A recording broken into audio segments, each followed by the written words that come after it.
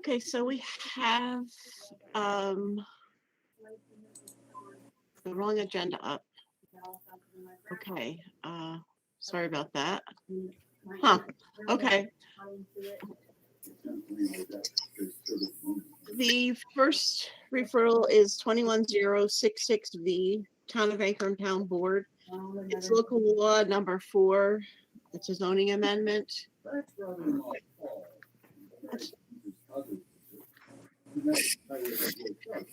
A lot of the amendments pertain to the recently adopted local law for their local type 1 action.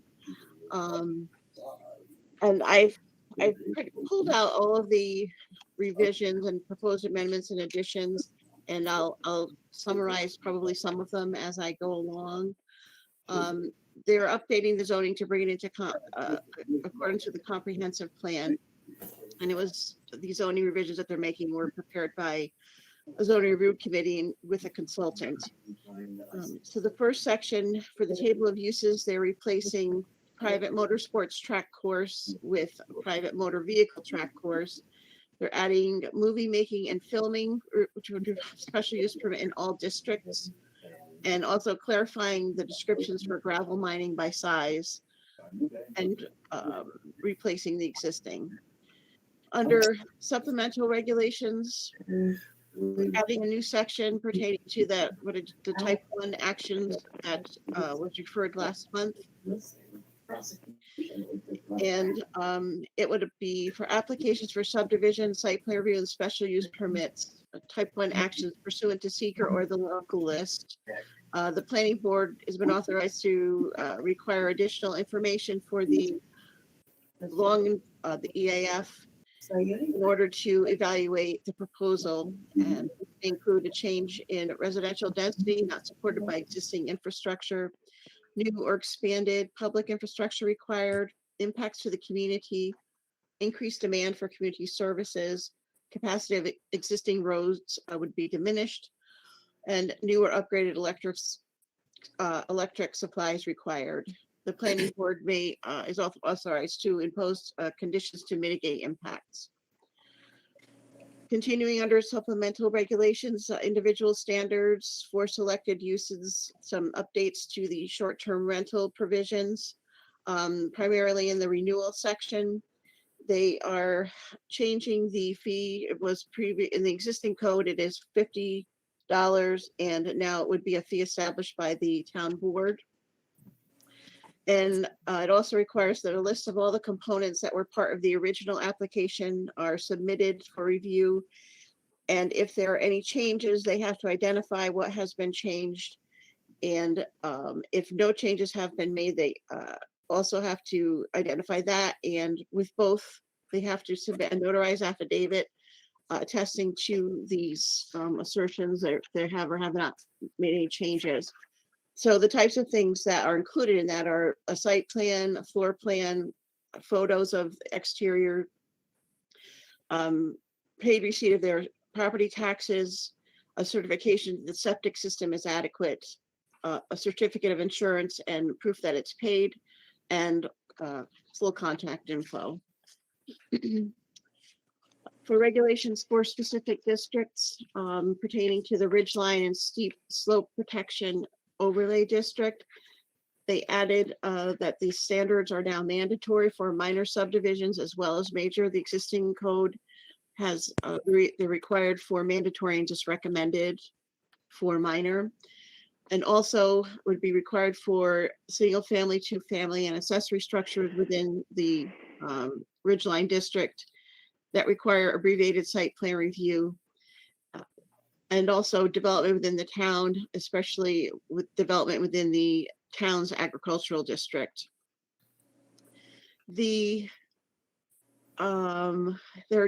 updating the waiver section, adding that must be a minimum waiver necessary to allow flexibility while protecting the environment. And the planning board must cite the evidence that they used in making that determination. Also, the waiver would be where a lot becomes unbuildable because of the criteria in this section. The planning board should establish mitigation measures in order to allow a structure to be built. And they also may involve the Conservation Advisory Council in the town of Ankrum. Under open space conservation subdivision, the dimensional standards, they adding under the stream areas of high hydrogeological sensitivity setbacks, they're adding the 15-foot buffer requirements will now include fens, seeps, vernal ponds, or other hydrologically sensitive areas as identified in the Ankrum Significant Habitats Map. That's a common theme throughout these revisions, is that they're referencing that these, or including that this map should be referenced as well as their natural resource inventory. They're also increasing the required stream buffer to 150. The existing code is 100 feet. And they also reference in areas such as the drowned lands swamp, the planning board may require a buffer of 150 feet or more. For sketch plan and site analysis under wetlands, they are increasing the stream buffer to 150 feet. Under the site design criteria, they're adding the line that the criteria is intended to be consistent with the town goals and designed to protect the environment, to maintain open space and protect Ankrum's rural character. There's also a requirement for 150-foot buffer along streams and adjacent wetlands, floodplains, and slopes. For gravel mining, those sections, they clarified the mining threshold descriptions to be consistent with DEC definitions. They also removed a provision referencing the zoning enforcement permit under exemptions, and they reworded descriptions. There's also under special use permits for the waivers, they add the provision that waivers would be the minimum waiver necessary and must cite the evidence that they use to make that determination. Under individual standards, again, factors for consideration, they added detailed description of services, granting the planning board the authority to impose conditions to mitigate impacts of type 1 actions. They're also adding that the planning board grant a minimum waiver necessary to allow flexibility. Again, they must cite evidence for all their determinations, and they also identify specific criteria for stream buffer waiver request, which is one from the 150-foot buffer. If a lot becomes unbuildable due to the buffer standards, if there's a determination that the buffer area is the only area suitable for the septic system, that would be a determination by DEC or the Department of Health. And also, if the view corridor proposed within a stream buffer would not adversely impact the buffer. And the planning board, again, may consult with the Conservation Advisory Council. For criteria for commercial site plan approval, adding that the site plan shall be designed to be consistent with and protective of Ankrum's rural character. Under site plan review for subdivisions, they reworked that whole section. For major subdivisions, they must be designed to protect the environment, maintain open space, and protect Ankrum's rural character.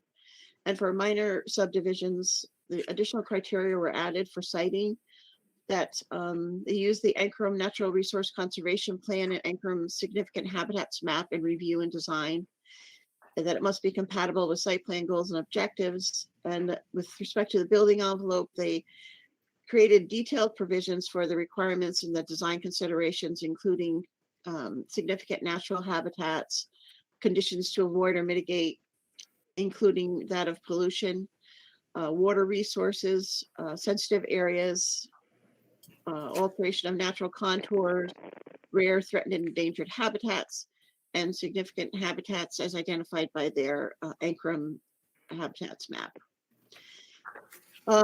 Under the abbreviated site plan review for single-family, two-family dwellings not part of a subdivision, and for agricultural buildings and agritourism operations for certain ag uses, they expand the wetland description to include the check zones. And check zones in DEC are the area around the mapped wetland areas, because as you know, the mapped wetland areas are not actually the exact location of the wetlands on the ground. They're their best estimation of the location. So they have incorporated that check zones should be also looked at when they're reviewing projects. And also the National Wetlands Inventory map, that's Corps of Engineers. They have that map, actually. There's a website that you can review those. They're also amending a requirement that all new single family and two family dwelling structures and any accessory structures that require a abbreviated site plan review and are proposed to be located within the Ridgeline Protection District are required to follow design and siting standards.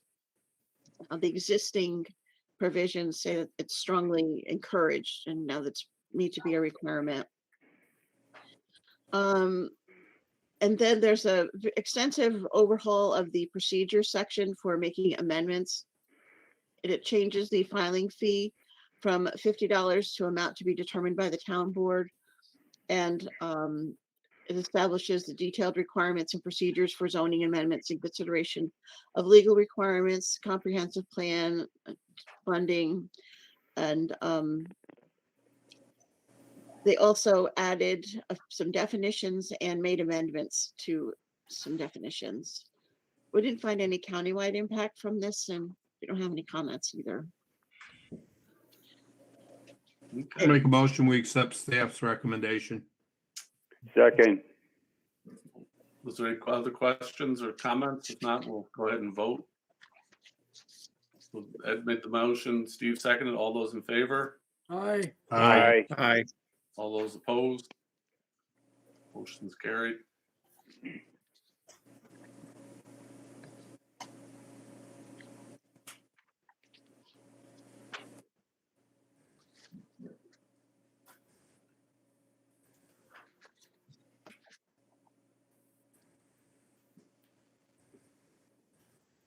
Okay. So the next is the Town of Canaan ZBA. The applicant is David Patzwall. The location is 77 Queechy Lake Drive, and the proposed action is to construct a porch and a garage.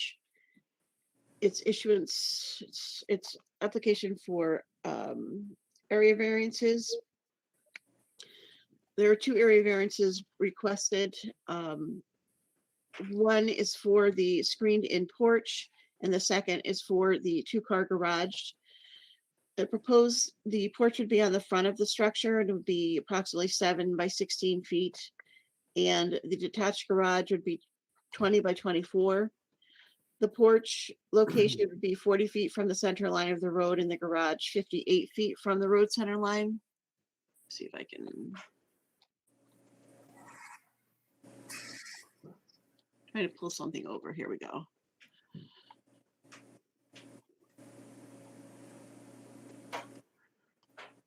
Here's the structure. Here's the road. This is the location of the proposed porch. 47 feet from the center line, and the proposed detached garage, existing driveway. This is 58 feet from the center line of the road. The required setbacks for front yard are 75 feet. And the location of this is because of the topography. That's why I had this up. That's the major justification for citing it there, to minimize the excavation and because of the steep slopes that are here on the parcel. We didn't find any countywide impact from this, and we have no comments. Okay, any questions or comments? If not, we'll entertain a motion. I'll make a motion. Larry so moves, Patrick seconds it. All those in favor? Aye. Aye. Aye. All those opposed? All set.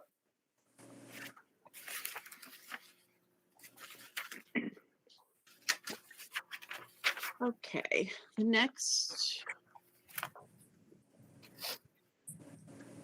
Let's the 21068V, the Village of Kinderhook Village Board. It's a local law, proposed local law for the Village of Kinderhook of 2021, amending the code of the Village of Kinderhook to provide alternate members of the Planning Board, Zoning Board of Appeals, Historic Preservation Commission, and the Recreation Committee. The intent is to ensure a quorum is present for meetings. The village board may appoint one member for a 2-year term. The chairperson is assigned as alternate assigns the alternate to serve if a member is absent or if there's a conflict of interest. The alternate must be proposed at the meeting, voted upon, and then recorded in the minutes. The alternates are required to attend all meetings, and they may only participate when they are asked to serve. They may not participate as a community member. And when they are designated, they possess all the powers and responsibilities of a member. The planning board has one thing that is different, is that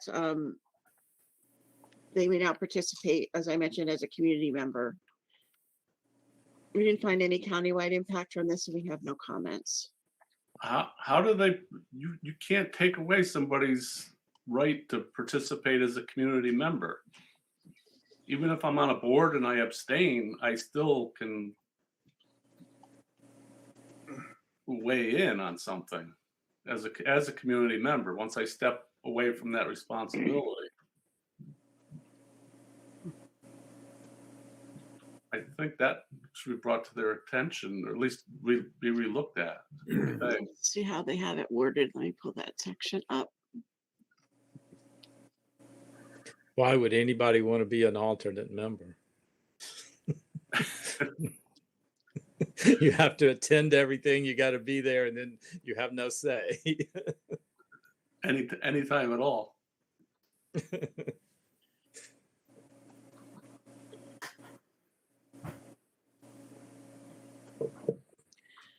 It's the same with the ZBA. The ZBA, an alternate member may not participate in meetings as a resident of the community. And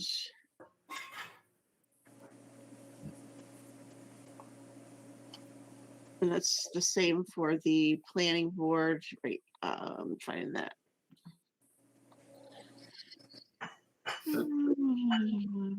It sounds like they're trying to keep them in the bullpen or in the dugout as long as they can, and then bring them out. In other words, go through the process, and if the last night after the public hearing and everything, you don't have a quorum, all of a sudden they want to bring this person in. But if they spoke at the public hearing, they're saying that would. I just. Here it is, right here. You found it? Yeah, right here. It's the same wording. Any determined alternate member may not participate in meetings of the planning board as a resident of the community.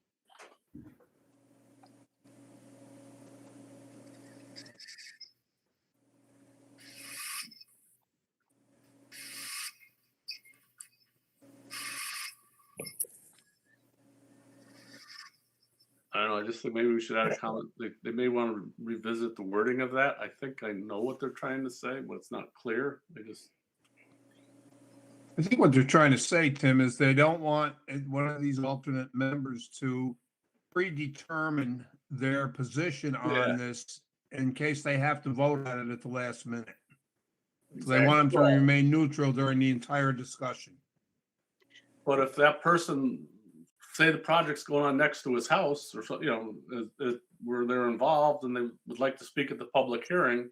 Well, I think that would be where he would have a conflict of interest anyway, as far as serving as the alternative member if he was an abutting landowner. Well, then maybe that was a little extravagant on my part, but I don't see, I mean, even a planning board member, you can't take away their ability to speak at a public hearing.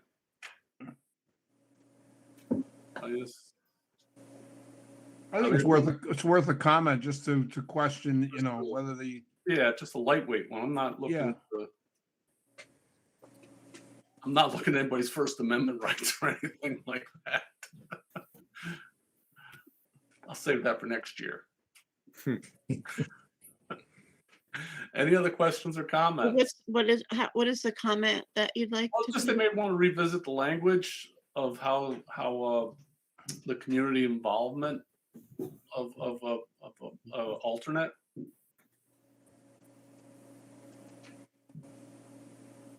the provision that bans an alternative member from participating in a public meeting.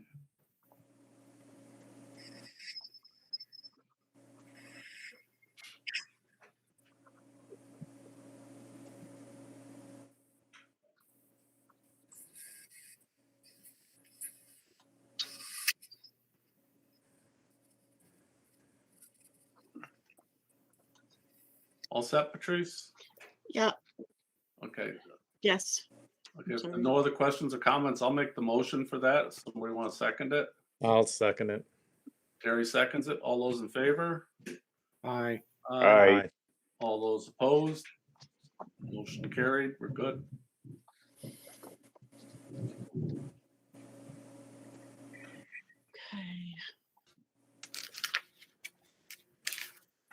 The Red Circle Project. The last one is 21069B, the Town of Hillsdale Zoning Board of Appeals. The applicant is Dana Terabelski and Lindsay Bowen for Sylvan Motor Lodge LLC.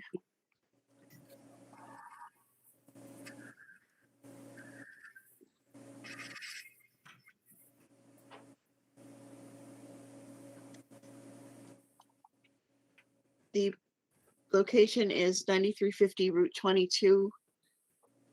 The proposed action is to erect a pavilion, issuance of a special use permit within 500 feet of the state highway.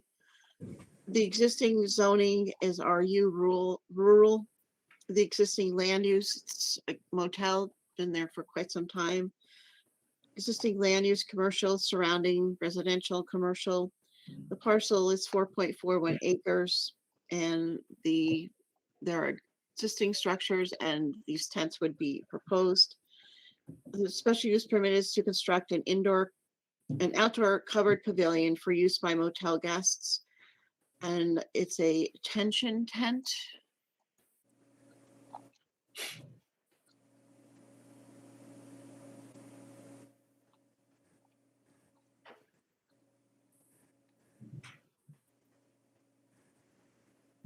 With a nighttime view. And then daytime.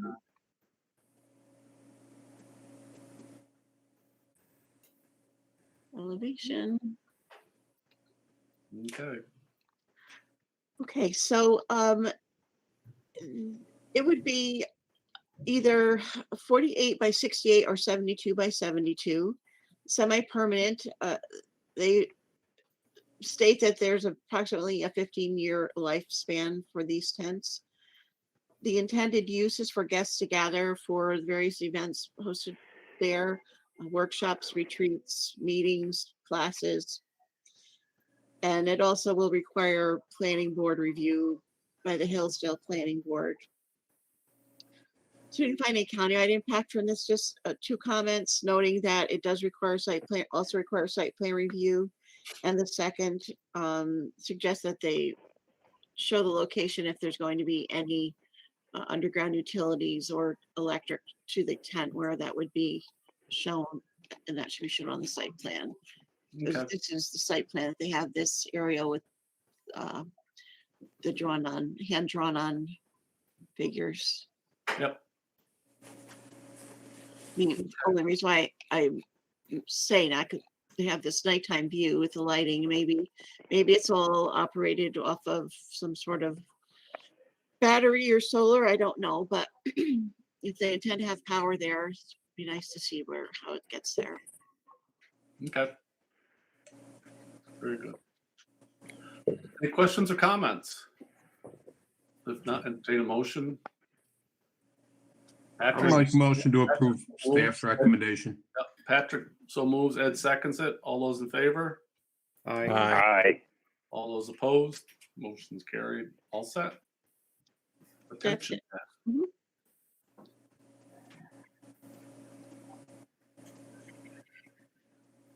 Everybody's back in order. Okay. So Patrice, you have an update on the new members and all that, the reappointments that went through? They went through, yes. Did everyone receive their resolutions in the mail? Or do I need to send them out? No, they weren't mailed? Okay, I'll email them. Okay, along with the oath of office, if you could. Yep. We can get that taken care of.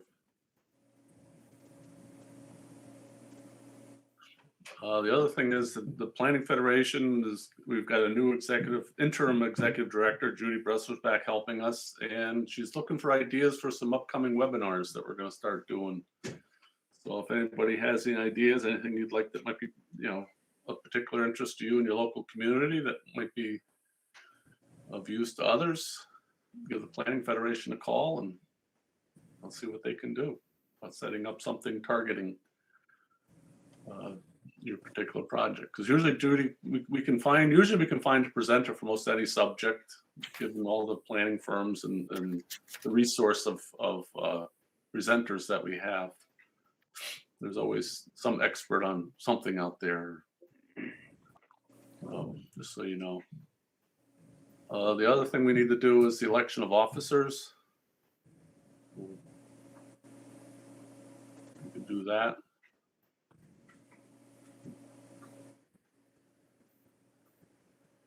Anybody want to make a motion here? Make a Make a motion, motion to keep them the same. yeah. Okay. Is there I'll a second? Second. Very sad. Steve seconds it. That sounds better. Steve Yeah. seconds it. All those in favor? Aye. Aye. All those opposed? Thank you all very much. It's an honor to serve this group. As I told the supervisors when I asked for my reappointment, I meant it.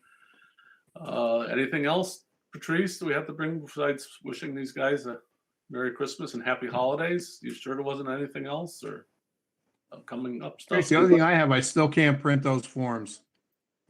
Okay, I'll mail them to you, I guess. I don't know why you can't print them. I can print them. Did anybody else have problem printing the forms? Did we try to? I The didn't try. training forms. Haven't tried yet. I haven't tried yet. No, Talking about didn't training try. forms? Yeah, I printed mine, okay. My understanding is that Patrick sent so much stuff in, it jammed up the files. Is this gonna be a problem with him? Do you want me to mail them to you, Ed? Yes. Yeah, that would be fine, Patrice.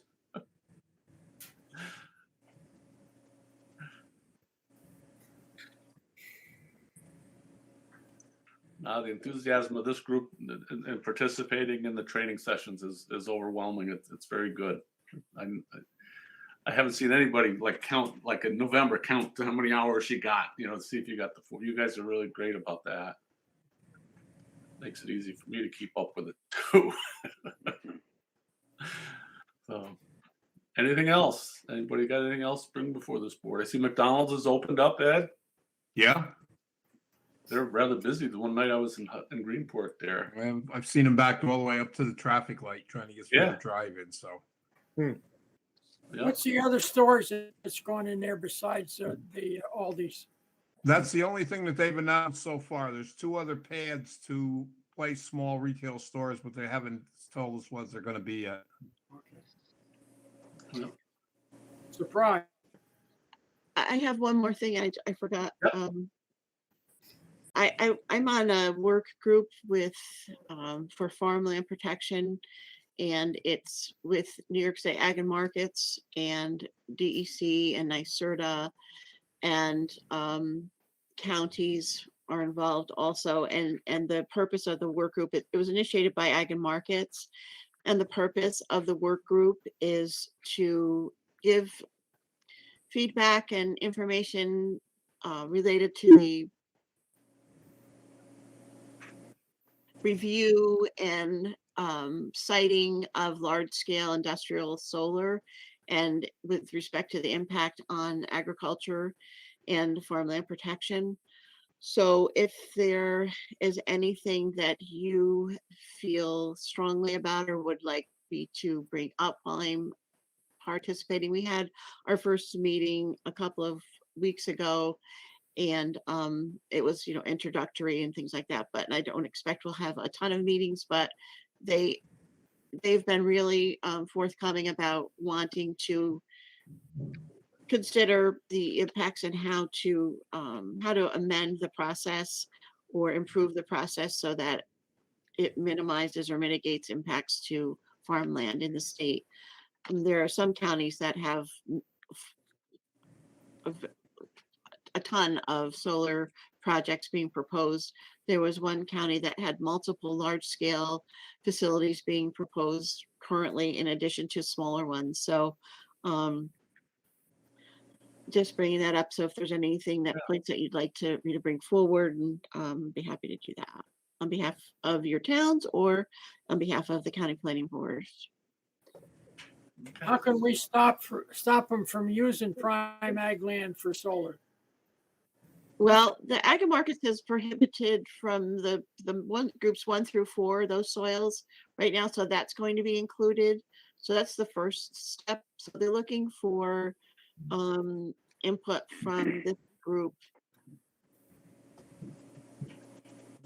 What's the time frame for all this, roughly, Patrice, you think? I would say it would be wrapped up within 9 months. Okay. Based on, we don't have a firm schedule that I'm aware of. I just wondered, yeah. There's a couple of other work groups that they have too. So, but this one is being spearheaded by Ag and Markets. Okay. And will our farmland protection, the one that you and Mallory sit on, that group be weighing in on this? They certainly can. Yeah. Okay. Well, good. Yeah, we'll have to think about that, and maybe in January we could discuss it a little bit further.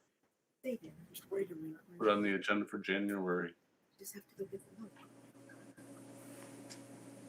The other committee that Patrice sits on is the climate committee for Columbia County. She's very busy there. Climate Smart Community. Climate Smart. I'm sorry. I'm on one that's not so smart here locally. We used to be smart. Yes, they're looking right now. Community solar is being discussed, and they're also working on like an earth environmental festival carnival at the fairgrounds next year to kind of showcase the various solar and EV and composting and lots of different initiatives. So can give you updates on that as they develop. Yep. I think one of the programs they're going to start in the spring, I think, is the composting at Chatham and Copake, I think it is. Or the two. Yeah, they're doing pilots now. Solid Oh, waste. they started? Yeah. That should be interesting. Okay, anything else, you guys? Well, No. if not, I want to wish you all a Merry Christmas and Happy Holidays. And hopefully everybody Thank you. stays healthy. Thank you, Tim. Thank you. Thank Thank you. Thank you, Merry everyone. Thanks, Christmas. everybody. And thank you, Oswaldo. Appreciate your help. Were you able to touch up my picture at all?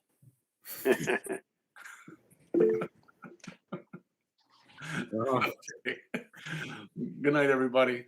Good night. Good night. Good night. Merry Christmas. See you next year. Yeah. Okay.